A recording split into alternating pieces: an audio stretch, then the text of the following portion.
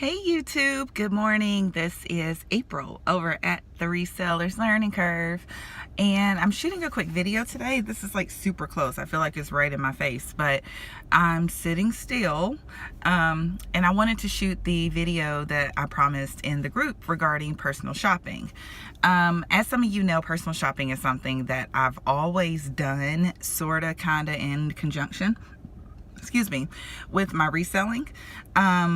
And it's something that as time goes on, I tend to do a little bit more, but I don't talk about it because, for one thing, I think it's a more personal experience that you have with the client. And so it's not one of those things that I broadcast to the world like, oh, I do this person's shopping. But I did want to talk a little bit about the subject because I said in the group that I would talk about it, and you guys said that you wanted to hear about it. So with personal shopping, I have had clients that were both men and women. I have had people that had me shop for their children. I have had clients that had me shop for their maternity clothes. It just depends on what you're doing, what you want to do. And that's my number one thing that I love the most about personal shopping, is that you really don't have to work with anyone that you don't want to work with. And the thing about eBay that's sometimes interesting is that you can be listing an item for sale, and you will have someone sending you questions about an item. And in your gut, you get this feeling that even if this person buys the item, it's not going to go well. But giving people the benefit of the doubt, we usually ignore our gut, and the item sells to this person, and before you know it, it goes all the way south. I've seen this increase exponentially in my business, but that's because of a change that I made with my business practice, where I am actually selling more lower priced items. My theory has always been that if you sell lower priced items, you are going to get some customers that want you to deliver the world, but they want to pay pennies. And so I've seen an increase in folks who say like a $17 item, they'll complain about the priority shipping. And then eventually they'll decide they don't want priority shipping at all, because $6 is just way too much to pay for shipping. And I have people argue with me about this all the time, saying that, shipping shouldn't be $6, it should be $3. And I'm like, yo, like seriously, like this is priority. So priority is always going to be at least $6 in most cases. I think always, even a small flat rate box, if I'm not mistaken, is like $5.95 or something.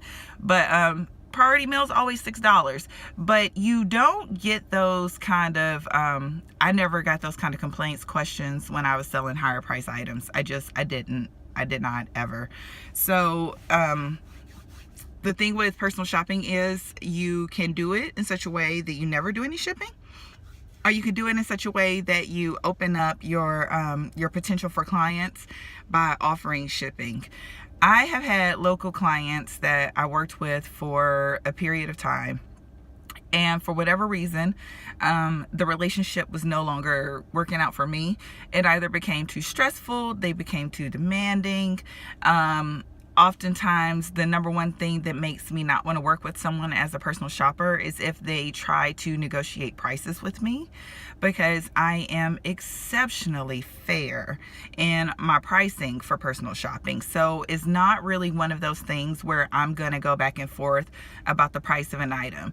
If I'm spending, just to give you an example, if I get a suit, like a lady suit, I'm going to use that as an example, for $25, I'm probably going to charge, for personal shopping only, and keep in mind that I'm sending boxes of like multiple items.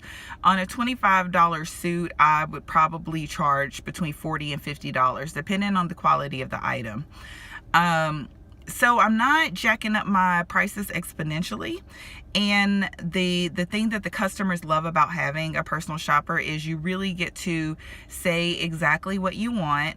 You get to tailor the experience in such a way that, if they have a special event coming up, you can shop for that.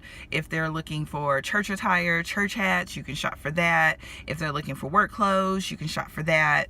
And they never have to leave their house. Like, you're doing all the shopping for them. I have a couple of ladies right now in Cleveland, and they go to the same church with actually my former mother-in-law. So they go to her church, and one of them is kind of a family friend, and I say family friend meaning like my ex-husband's family. And I've been shopping for her for probably a year and a half now. One of her church sisters asked her about a particular suit that she have, and I'll never forget it because it's a royal blue St. John suit with like jewels on it.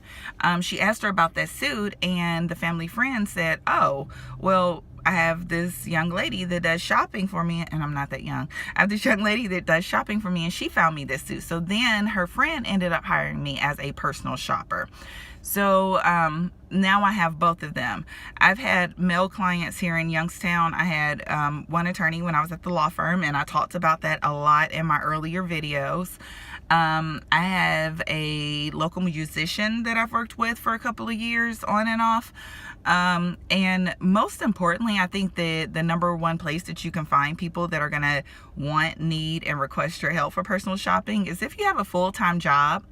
And you kind of have to, it's one of those things where you have to sell yourself a bit. And when I say sell yourself a bit, I mean that you have to look put together in such a way that people are like, oh, I love your outfit. And when someone says, oh, I love your outfit, my response is usually, oh, it cost me $4 at Goodwill.